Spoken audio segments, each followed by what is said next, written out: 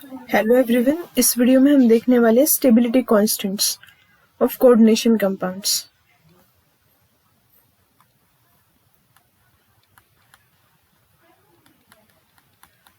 Stability constants of coordination complexes या फिर coordination compound. कोई भी कोऑर्डिनेशन कंपाउंड अगर हम बनाते हैं तो उसके लिए हमें चाहिए होता है मेटल, जो कि ट्रांजिशन मेटल हो, उसके पास एम्प्टी ऑर्बिटल्स हो। ठीक है, ये कंडीशन है। और क्या चाहिए? लिगैंड चाहिए जो कि मेटल को इलेक्ट्रॉन डोनेट कर सके। ठीक है, तो अब यहाँ पे जब हम मेटल को लिगैंड के साथ ट्रीट करते हैं तो कोऑर्डिनेशन कंपाउंड बनता है। ठीक है, तो अब ये जो कोऑर्डिनेशन कंपाउंड बनता है उसकी स्टेबिलिटी किस पर डिपेंड करती है? ऐसे कौन से फैक्टर्स हैं जिसके ऊपर ये स्टेबिलिटी डिपेंड करती है, वो अब हम इस वीडियो में देखेंगे। ठीक है, तो सबसे पहले यहाँ पर लेते एक मेटल। यह है मेटल, इसके साथ फर्स्ट लिगैंड कंबाइन होगा तो ये इस तरीके से बनेगा Ml, मेटल लिगैंड का बॉन्ड बनेगा। अगर इसके लिए हमें कांस्टेंट लिखना पड़े तो हम इस तरीके से लिखेंगे K1 is equal to Ml, मतलब जो प्रोडक्ट साइड का जो प्रोडक्ट होता है उसका concentration divided by reactant side का कॉन्सेंट्रेशन। ठीक है, इस तरीके से लिखेंगे। ये तो पहला लिगैंड था। जब Ml के साथ दूसरा लिगैंड कंबाइन होगा तो यहाँ पे हम लिखेंगे Ml2 और इसके लिए स्टेबिलिटी कांस्टेंट K2 आएगा। ठीक, अब यहाँ पे भी प्रोडक्ट साइड का जो कॉन्सेंट्रेशन है डिवाइडेड बाय रिएक्टेंट साइड। अब Ml2 को अब ट्रीट करेंगे और एक लिगैंड के साथ। ठीक है, तो इसका कन्वर्जन हो जाएगा Ml3। यहाँ पे भी स्टेबिलिटी कांस्टेंट लिखना पड़ेगा। देखो, हर एक मेटल जो होता है तो उसकी कैपेसिटी होती है कुछ ना कुछ, कि कितने लिगैंड के साथ वो बॉन्ड बनाएगा। ट्राइगोनल मतलब वो टेट्राहेड्रल है या फिर ऑक्टाहेड्रल है या फिर स्क्वायर प्लेनर बाइपिरामिडल है। ठीक है, तो वो कितने लिगैंड्स के साथ बॉन्ड बनाता है ये भी तो इम्पोर्टेंट है। ठीक है, तो यहाँ पे हर एक मेटल की कुछ ना कुछ कैपेसिटी होती है बॉन्ड बनाने की, डिपेंडिंग ऑन लिगैंड्स, कितने लिगैंड्स वहां पे हैं। ठीक है, तो यहाँ पे हमने K1, K2, K3 लिखा अप टू Kn। ठीक है, तो जितने भी लिगैंड्स इसके साथ कंबाइन करेंगे उतने स्टेबिलिटी कांस्टेंट हमने यहाँ पे लिख दिया। अब हम लिखने जा रहे हैं ओवरऑल स्टेबिलिटी कांस्टेंट। सबसे पहली बात यहाँ पे देखते हैं। देखो, जब फर्स्ट लिगैंड मेटल के साथ कंबाइन करेगा तो स्टेबिलिटी कांस्टेंट ज्यादा होगा। स्टेबिलिटी कांस्टेंट क्या होगा? हाई होगा। लेकिन जैसे जैसे ज्यादा लिगैंड आते रहेंगे तो स्टेबिलिटी कांस्टेंट क्या हो जाएगा? डिक्रीज करेगा। मतलब आपका जो स्टेबिलिटी कांस्टेंट K1 टू आप Kn तक जाओगे तो स्टेबिलिटी कांस्टेंट क्या हो जाएगा? डिक्रीज हो जाएगा। ऐसे क्यों हो रहा है? स्टेबिलिटी कांस्टेंट डिक्रीज क्यों कर रहा है? फॉर एग्जाम्पल, ये है मेटल और इसके पास 6 वैलेंसीज है तो वो सिर्फ 6 लिगैंड के साथ ही कंबाइन करेगा। उसके आगे लिगैंड आएगा तो उसके तो बॉन्ड नहीं बनाएगा, क्योंकि उसकी जो वैलेंसी है या फिर जो एम्प्टी स्पेस थी वो खत्म हो चुकी है। ठीक है, तो इस तरीके से जो स्टेबिलिटी कांस्टेंट है, जैसे जैसे आपका K1 ज्यादा होगा, K2 ज्यादा होगा, K3, लेकिन जैसे जैसे आप बढ़ाते जाओगे अप टू Kn तो स्टेबिलिटी कांस्टेंट क्या हो जाएगा? डिक्रीज होगा। क्यों डिक्रीज होगा? क्योंकि उस मेटल की कुछ ना कुछ कैपेसिटी होगी और उतने ही बॉन्ड्स वो बनाएगा। उसके आगे लिगैंड आएगा तो उसके साथ वो बॉन्ड नहीं बना सकता। ठीक है, तो K1 टू Kn जाओगे तो स्टेबिलिटी कांस्टेंट क्या होता है? डिक्रीज करता है। अब लिखते हैं overall stability constant. Overall stability constant लिखते हैं, हमारे पास है मेटल प्लस यहाँ पे n number of ligand, it is converted into metal Ln।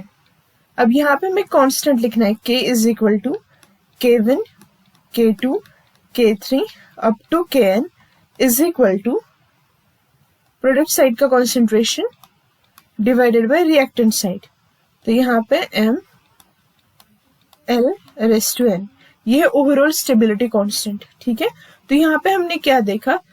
Suppose metal के साथ फर्स्ट लिगैंड कंबाइन करता है तो वो K1 है, उसके बाद जो लिगैंड आएगा K2, K3 up to Kn। ठीक है, तो यहाँ पर हमने लिखा ओवरऑल स्टेबिलिटी कांस्टेंट। अब ये जो स्टेबिलिटी कांस्टेंट है ये कुछ फैक्टर्स पे डिपेंड करता है। फॉर एग्जांपल, यहाँ पे फर्स्ट फैक्टर हम देखते हैं। देखो, कोई भी मेटल और लिगैंड जब कंबाइन करते हैं तो वो किस पे डिपेंड करता है? देखो, वहां पे चार्ज टू जो आपकी स्टेबिलिटी है, stability constant, stability constant directly proportional होता है चार्ज को and inversely proportional to radius of ion, radius of ion. ठीक है, मतलब जितनी ज्यादा चार्ज डेंसिटी रहेगी उतना स्टेबिलिटी कांस्टेंट क्या रहता है, हाई रहता है। तो यहाँ पे एक स्टेटमेंट लिखते हैं, higher the charge density on central metal atom greater is the stability of complexes. Higher is the charge density, higher is the charge density, जितना ज्यादा चार्ज रहेगा उतना स्टेबिलिटी कांस्टेंट क्या होगा, उतनी स्टेबिलिटी ज्यादा होगी। Higher the charge density of metal ion, metal ion, higher is the stability of complexes, stability of complexes. ये फर्स्ट पॉइंट है। ठीक, अब देखो इसको कैसे कोरिलेट किया जा सकता है। फॉर एग्जाम्पल हमारे पास है, एग्जाम्पल में यहां पे लेती हूँ CO NH3 6 टाइम्स, यहाँ पे 3+ एंड दूसरा है यहाँ पे CO NH3 6 2+। तो अब देखो यहाँ पे जो फर्स्ट कॉम्प्लेक्स है इसमें कोबाल्ट की ऑक्सीडेशन स्टेट +3 है और सेकंड कॉम्प्लेक्स में कोबाल्ट की ऑक्सीडेशन स्टेट +2 है। तो चार्ज ज्यादा कहाँ पे है, तो +3 में, तो वहां पे जो चार्ज डेंसिटी रहेगी वो ज्यादा है CO+3 में। अगर ज्यादा चार्ज डेंसिटी है तो वो जो कॉम्प्लेक्स होगा वो मोर स्टेबल होगा, मतलब जो फर्स्ट कॉम्प्लेक्स है वो ज्यादा स्टेबल है क्योंकि वहां पे चार्ज क्या है, ज्यादा है, चार्ज डेंसिटी क्या है, चार्ज वहां पे ज्यादा है। ठीक है, अब और एक एग्जांपल देखते हैं।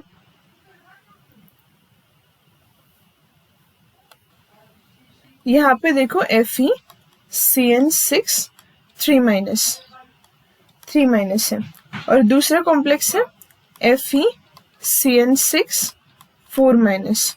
तो अब देखो यहाँ इस कॉम्प्लेक्सेस में जो मोर स्टेबल कॉम्प्लेक्स है वो FeCN6 3- है, क्योंकि देखो चार्ज मतलब न्यूक्लियस जो अट्रैक्शन है वो ज्यादा कहाँ पे होगा, -3 के केस में, ये -4 है, मतलब ये न्यूक्लियस से दूर है, इसकी साइज क्या है, बड़ी है, साइज बड़ी है, मतलब साइज अगर बड़ी होगी तो फिर स्टेबिलिटी कांस्टेंट क्या करेगा, डिक्रीज करेगा।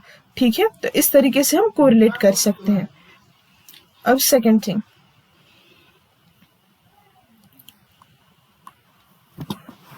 Electronegativity of central metal ion. जितनी ज्यादा इलेक्ट्रोनेगेटिविटी रहेगी, मतलब जितना वो इलेक्ट्रॉन को खुद की तरफ पुल करेगा, higher the electronegativity of central metal atom, higher is this, greater is the stability of complex. Higher is the electronegativity of, higher is the electronegativity of central metal, greater is the stability, greater is the stability of complexes। अब देखो electronegativity को किस तरीके से correlate किया जा सकता है। आपका जो मेटल है तो वो क्या करेगा, ज्यादा इलेक्ट्रोनेगेटिव होगा, तो क्या करेगा, वो ज्यादा इलेक्ट्रॉन को एक्सेप्ट कर सकता है। ठीक है, तो ज्यादा इलेक्ट्रॉन को एक्सेप्ट करेगा लिगेंड से, तो स्टेबिलिटी क्या हो जाएगी, इंक्रीज हो जाएगी। अब third thing, more basic the ligand, more basic the ligand, more basic the ligand, greater is the stability of complexes, greater is the stability of complexes, stability of complexes।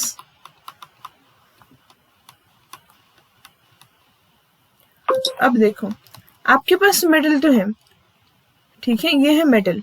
अब आपके पास ligand है, for example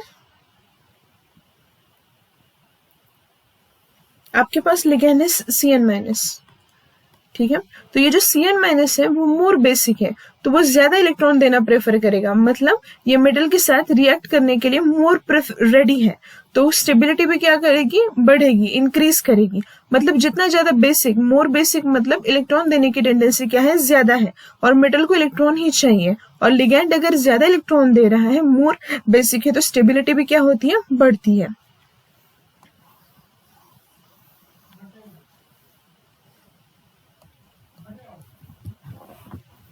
यहाँ पे देखो आपका जो cyano ligand होता है Cn- and NH3, ये जो लिगेंड्स हैं ये मोर बेसिक लिगेंड्स हैं, मोर बेसिक लिगेंड्स हैं देन हैलाइड्स।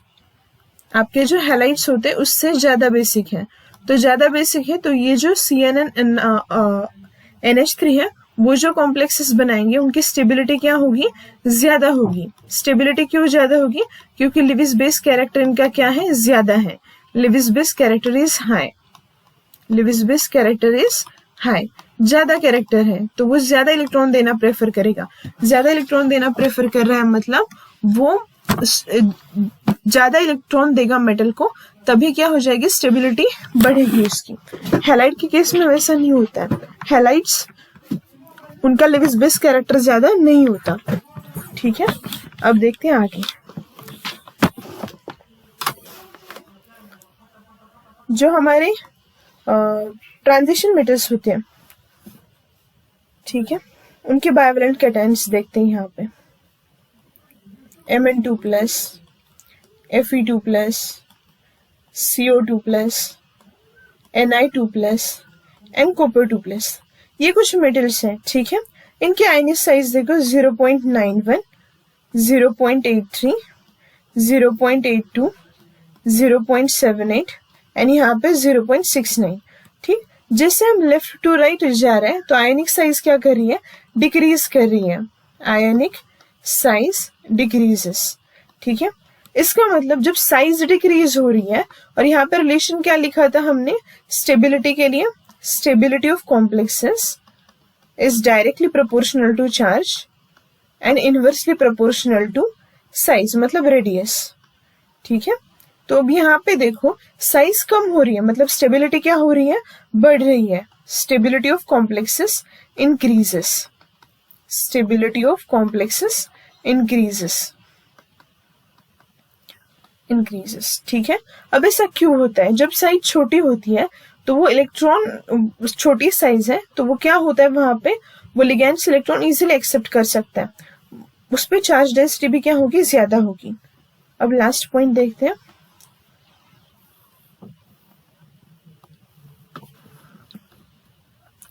जो चिलेटिंग लिगेंड्स होते हैं, तो जो चिलेटिंग लिगेंड्स होते हैं उनसे जो कॉम्प्लेक्स फॉर्म होता है वो मोर स्टेबल होता है एज कंपेयर टू जो सिंपल वाले लिगेंड्स होते हैं। ठीक है,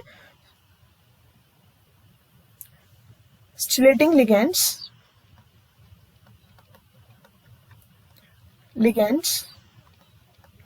form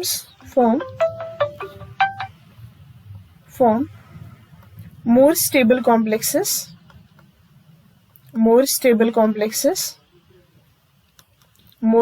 complexes than monodentate ligand।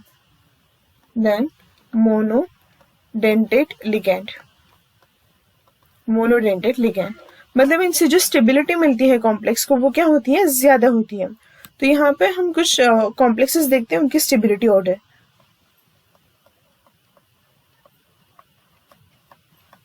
ये जो केस है इसमें जो लिगेंड है वो मोनोडेंटेट लिगेंड है, अमोनिया। उसके बाद देखते हैं, इसमें मैंने इथिलीन डायमाइन लिखा है, मतलब ये एक चिलेटिंग लिगेंड है। चिलेटिंग लिगेंड यहाँ पे एक लगाया तो स्टेबिलिटी क्या हो रही है, बढ़ रही है। देखो जैसे जैसे मैं चिलेटिंग लिगेंड का नंबर इंक्रीज कर रही हूँ वैसे वैसे क्या होता है यहाँ पे, वैसे वैसे स्टेबिलिटी क्या होती है, इंक्रीज होती है। CrEn3